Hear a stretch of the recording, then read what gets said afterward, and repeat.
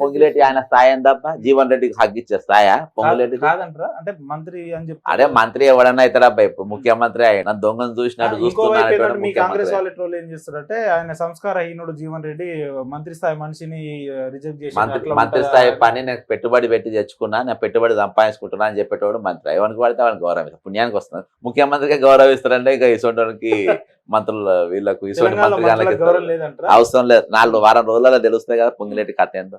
వారం రోజులలో ఇంకా తెలుస్తాయి కదా, కొన్ని బయటకు వస్తాయి. నీకు ఆయనకు పోయి ఆయన మీద చేసే స్థాయి మంత్రి అయినవబ్బా, ముఖ్యమంత్రి కూడా అయిండు. అయితే పోయి మీద చేస్తావా? ఇలా జానారెడ్డిని ఒక పథకం ప్రకారం రాజకీయాలకు వెళ్ళి పక్క జరిగేటట్టు చేసిండు. ఆయన సీఎం అభ్యర్థి. ఈరోజు దామోదర్ రాయనరసింహ ఒక డిప్యూటీ సీఎం చేసినోడు, డిప్యూటీ చీఫ్ మినిస్టర్ చేసినోడు, ఎస్సీ ఎస్టీ సప్లాన్ తెచ్చినోడు, తెలంగాణ కోసం ఆయన ప్రెజెంటేషన్ ఇచ్చినోడు, ముఖ్యమంత్రికి అర్హుడు. ఈ రోజు అంబులెన్స్ల పైన నీ ఫోటో ఉంటుంది, ఆయన బొమ్మ కూడా కనవాడిని. ఇక నీవు ఉప ముఖ్యమంత్రి ఇద్దరు కలిసి పర్సెంటేజ్. ఈ పాపం అనే అవసరం లేదు, ఆయన ఫుల్ మీల్స్ బఫే నడుస్తుంది. ఆయనది ఫ్యామిలీ ప్యాకేజ్ నడుస్తుంది, అంత ఫ్యామిలీ ప్యాక్ సరిపోను ఫుల్ ఫ్యామిలీ ప్యాక్ అయితే భయంకరంగా ఒక 4-5 తరాలు బతికే ఇద్దరు బ్రదర్ డిప్యూటీ సీఎం మంచిగా మోచేతులకి వెళ్ళి ఇట్లా అతికేసుకొని ఇట్లా తింటుండ్రు. ఇట్లా కాదు, ఇట్లా తింటుండ్రు. అర్థమైందా? ఆ రేంజ్ లో తింటారు. రేవంత్ రెడ్డి ఏమో 2 చేతులతో తింటుండు, ఉప ముఖ్యమంత్రి ఒక చేతి. ముఖ్యమంత్రి అంటుండగా మేము మా కడుపు కట్టుకొని పని చేస్తున్నాం, 30 రోజులు నేను 18 గంటలు సెక్రటేరియట్కి వచ్చి పని చేస్తున్నా, ఒక్కరోజు లీవ్ తీసుకోలేదు, అది నా క్రెడిబిలిటీ అంటాడు ఆయన. 18 గంటలలో నువ్వు 18 మందిలో గెలిచినావా? కామన్ మ్యాన్ ఉమెన్ టచ్ ఎక్కడుంది? కామన్ మ్యాన్ టచ్ ఎక్కడుంది నీకు? బ్రదర్, ముఖ్యమంత్రి కథ ఏం తెలుసు? ఆయన అబద్ధం ఎట్లుంటది అంటే, ఉపేందర్ నీ తల మీద 5,53,000 ఎంటికలు ఉన్నాయి, నేను లెక్క పెట్టిన రాత్రి నువ్వు పండుకున్నప్పుడు, నేను అబద్ధం ఆడితే నువ్వు లెక్క పెట్టుకుంటావు. నువ్వు లెక్క పెట్టుకుంటావా? 18 గంటలు పని చేసి నువ్వు చూడబోతావా? నువ్వు ఏడ చూడబోతావు? దీపం పథకం అందరికి అందిందని అంటాడు, ఎంతమందికి అని అడుగుతావు నువ్వు? రైతు బంధు మొత్తంకి వచ్చేసిందని 2 చూపెడతాడు, 2కి రాలే ఎంతమంది, నన్ను ఎంతమంది తిరుగుతావు? ఇవన్నీ బ్రదర్ నీకు. అందుకనే నన్ను దొంగను చూసినట్టు అంటే ఈ దొంగ మాట చెప్తే, దొంగను చూసినట్టు చూడకుండా దూరం చూసినట్టు. పూర్తి స్థాయిలో రైతు రుణమాఫీ చేసేసిన 500 బోనస్. మరి ఇప్పుడు నువ్వు పట్టుకుని ఎంతమంది తిరుగుతావు? అలాంటి వాళ్ళు అడిగితే ఏమంటారు అంటే, వాళ్ళు కావాలన్నా నీకు పోయి మండల ఆఫీస్ లో పోయి లిస్ట్ ఉంటుంది, పోయి చూడుపో, చెక్ చేయపో అని మాట్లాడాలి. అలా ఎండిచ్చే పరిస్థితిగానే లేరు బ్రదర్. నీకు అప్పు ముడతలేరు, నాకు జీతం ఇస్తలేరు నీ నోటితోనే అన్నావు. దావోస్కి వెళ్ళి 1,79,000 కోట్ల రూపాయలు తెచ్చుకున్నా అని చెప్పి ర్యాలీ తీపించుకున్నావు, సన్మానం. కొన్ని రోజులు 2 రోజులు సోషల్ మీడియాలో వచ్చింది, అయిపోయింది కదా. నేను బానికాయిదం ఇచ్చిన ఎంఓయూలు ఎన్ని కంపెనీలతో చేసుకున్నావు నువ్వు ఏమన్నా? బ్రదర్, ఈయన దగ్గర నేను నా తెలంగాణలో వస్తే నేను ఏం చేయగలుగుతా, ఏమి ఇవ్వగలుగుతా, ఇంతవరకు ఏం చేసినా అని చూపించే నైపుణ్యం నా దగ్గర లేనప్పుడు వాడు ఎవడిస్తారా? ఈరోజు ప్రపంచ ఆర్థిక వ్యవస్థనే కిందికి మీదికి ఉన్నది. ఇలా బంగారం రేటు పెరుగుతుందంటే ప్రపంచ ఆర్థికం తెలంగాణలో లేకుంటే ఇక్కడ కాదు బంగారం రేటు, ప్రపంచ ఆర్థిక వ్యవస్థ కిందికి మీదికి ఉన్నప్పుడు మరి వాడు ఎందుకు ఇస్తారబ్బా పైసలు నీ దగ్గర? 1,79,000 రూపాయలు వాడి దగ్గర వాడు వదిలేసుకొని నీ దగ్గర ఎందుకు పెడతాడు? ఒక్క రూపాయి కూడా, ఒక్క దేశం కూడా ఈయన ముఖం చూసి ఎవడు ఇయ్యలేదు, ఎవడు ఇయ్యడు. ఎవడని ఇస్తా బ్రదర్? నువ్వు అప్పు తీసుకున్నా నీ భర్తను బయట చూస్తారు, నీ ఆస్తులు చూస్తారు, నీకు వస్తే సంపాదన చూస్తారు. ఇవన్నీ ఉన్నా హైడ్రాయిన్లు కూడా కొడితేను, ఇవన్నీ ఉండి డ్రోన్ తెచ్చుకున్నా. అసోంటిది నీకు ఏం చూసి నీకు పైసలు ఇస్తారు? నీ క్యారెక్టర్ చూసి ఇస్తారా? నీ గత చరిత్ర గూగుల్లో కొడితే మొత్తం వచ్చాయి. జైలుకు పోయినోడు ఈయన తమ్మనికి లేదు, ఇసోడానికి రూపాయి ఇయ్యద్దని గూగుల్ చెప్తుంది, అంతే కదా, గూగుల్ చెప్పేస్తుంది. కాబట్టి అసొంటోనికి లోన్ ఇచ్చిందంటే ఎవరు? ఆ ఫ్లెక్సీలు కట్టిన అవలేగాడెవడు? ఆ వెల్కమ్ చెప్పిన దివానాగాన్లు ఎవరు? వాళ్ళ దివానాగాన్లు అవలగాన్లే. 1,79,000 తెచ్చిందని నమ్మిన అవలేగాన్ అందరూ అవలగాన్లే నా దృష్టిలో. వాళ్ళ 1,00,00,000 మంది అవలగాన్లే. అరే అంత పచ్చి అబద్ధాన్ని నువ్వు నాకు రుద్దితే నేను ఎట్లా ఒప్పుకుంటా? నేను కాబట్టి ఒక ఎంఓయూ లేదు, నేను ఎంఓయూ చూపెట్టినాను, మెమరాండం ఆఫ్ అండర్స్టాండింగ్. ఎన్ని కంపెనీలు ఎవరిస్తారబ్బా? ఏడిస్తారు చెప్పు? ఎక్కడికి వెళ్ళి పెడతారు? నీకు డెవలప్ వాళ్ళు ఎందుకు ఇక్కడ ఇది చేస్తారు?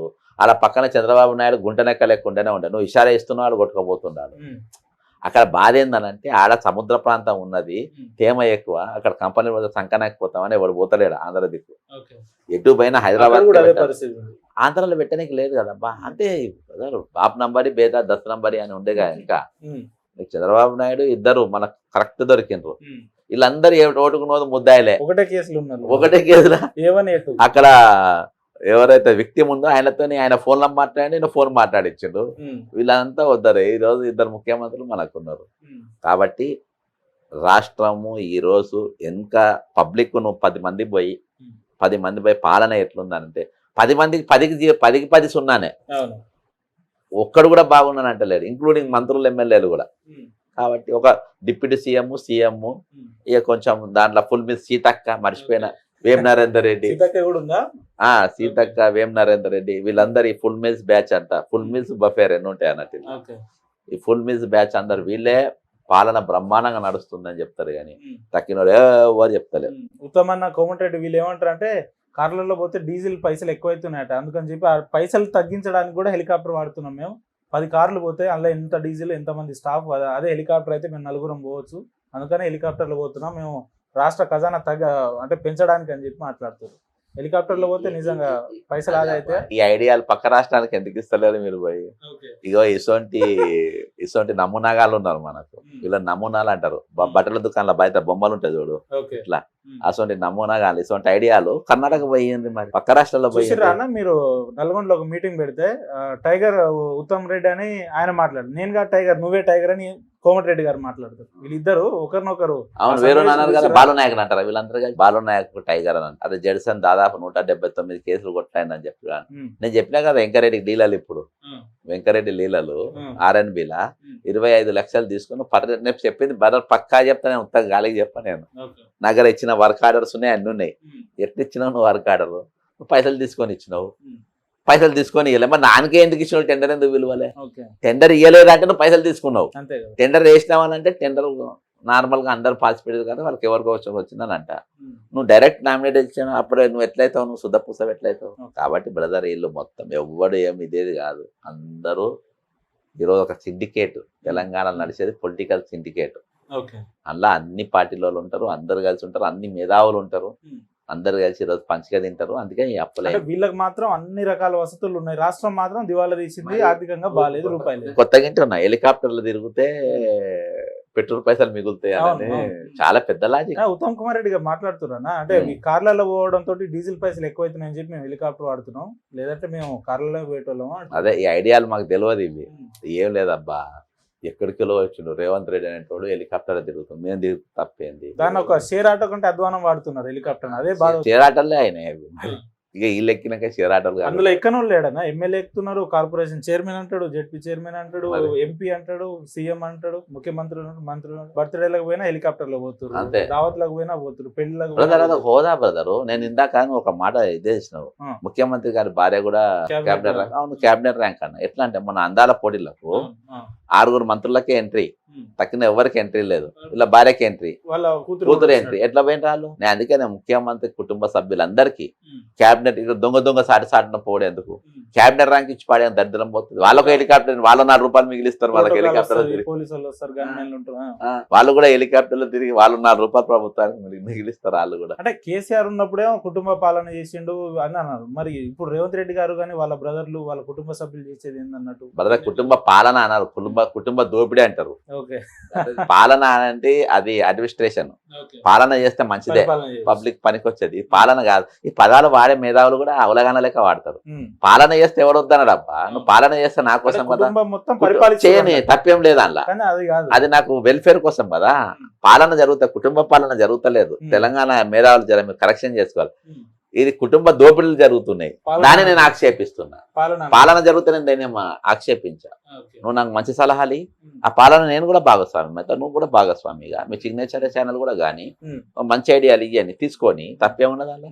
కాకపోతే దోసుకునే ఐడియాలు నేను ఒక్కనైతే ఒకటే పెట్టెత్తుకపోతున్నా, కుటుంబం అంతా కలిస్తే మంచిగా పెట్టెత్తుకపోతాం అనేది రాంగ్ అది. కాబట్టి అది జరుగుతుంది.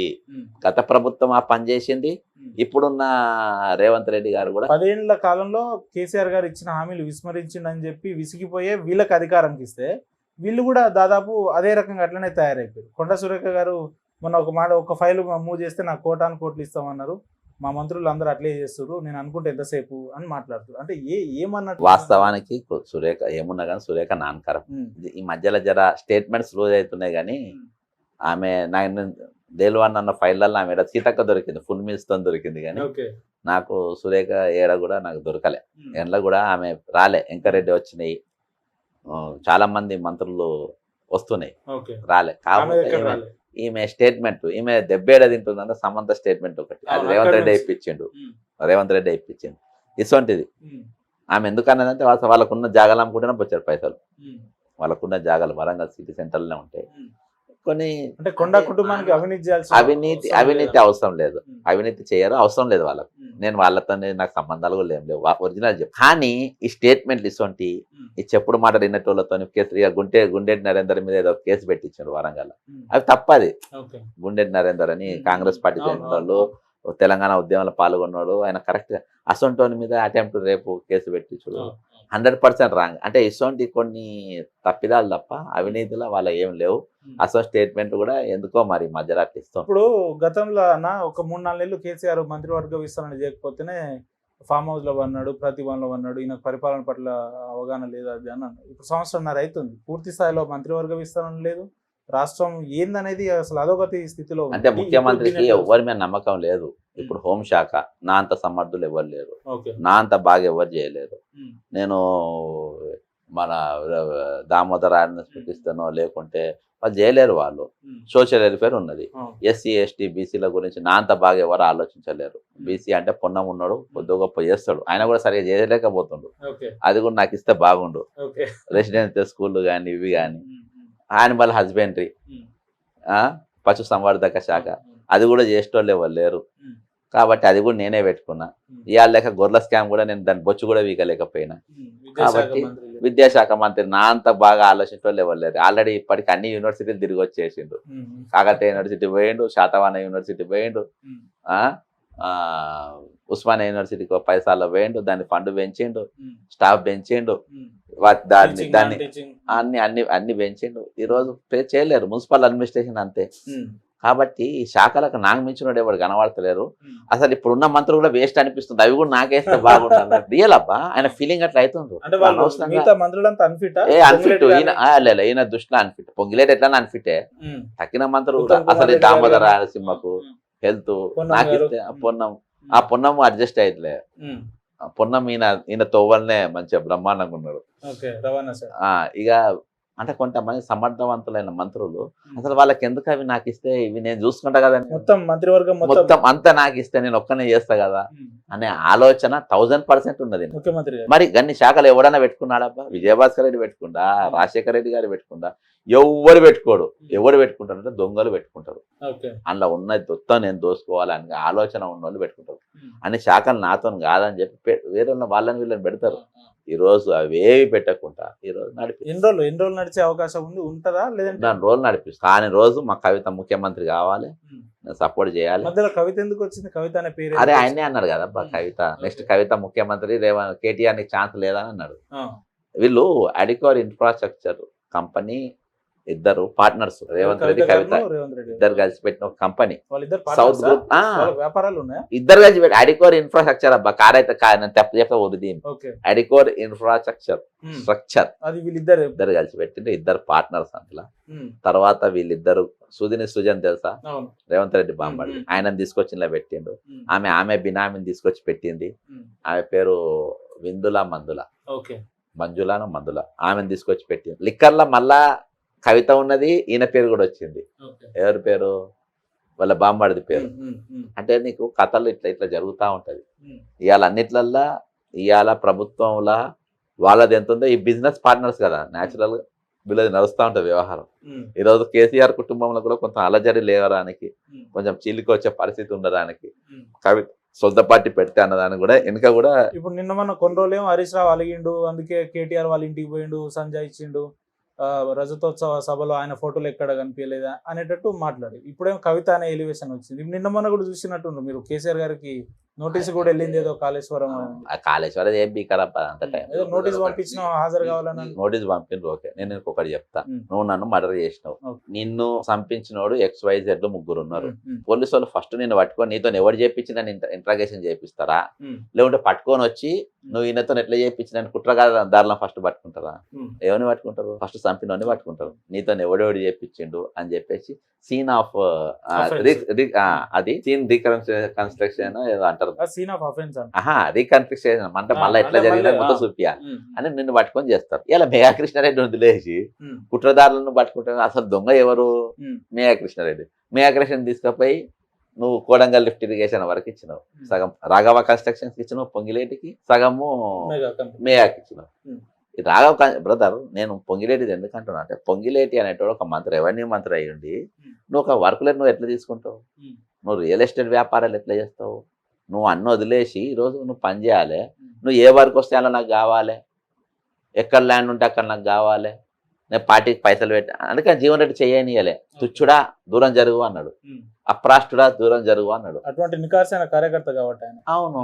అరే నేను R&B మంత్రి చేసిన, నా దగ్గర ఎక్కడ ఇన్న నువ్వు లంగగానే నీ అమ్మ నువ్వు నాకు నామే చేస్తాను, నువ్వెంత నీ బతికెంత అని అడిగి చూసిండు. నేను చేస్తా జీవన్ రెడ్డి మీద, నామే జీవన్ రెడ్డి చేస్తాడు. నన్నేమన్నాడు? నేను జీవన్ రెడ్డికి చెప్పిన, నేను ఒడగొట్టినోడే రేవంత్ రెడ్డి బాగా ట్రోల్ అయింది. నేను ఒడగొట్టింది రేవంత్ రెడ్డి, పోయి ఆయనకి ప్రచారం చేస్తున్నావు అని చెప్పి వాళ్ళ ఊర్లోనే జగిత్యాలని వాళ్ళ కేడర్ మధ్యలో చిన్నారెడ్డిని జానారెడ్డి గారు, జానారెడ్డి మీద స్టేట్మెంట్లు ఇప్పించేది కూడా ఈ మనుషుడే, ఈ మనిషి తీర్మానం మల్లెతో. ఈయననే వీళ్ళ మనిషి కాదు, రేవంత్ రెడ్డి ఇప్పించేది. వీళ్ళందరినీ ఎవరెవరైతే రేపు సీఎం ఉన్నారో వాళ్ళందరినీ వాళ్ళకి తెలియకుండా మత్తిచ్చి ఆపరేషన్ చేసాను, కనబడకుండా. నాకు కనబడుతుంది వీళ్ళకి వస్తుందని, వాళ్ళకి అర్థం కాదు. నేనేం వాళ్ళకి అర్థమైందో లేదో తెలియదు. ఈయనకైతే చిన్నకు ఈయనకి ఇద్దరికి అర్థం.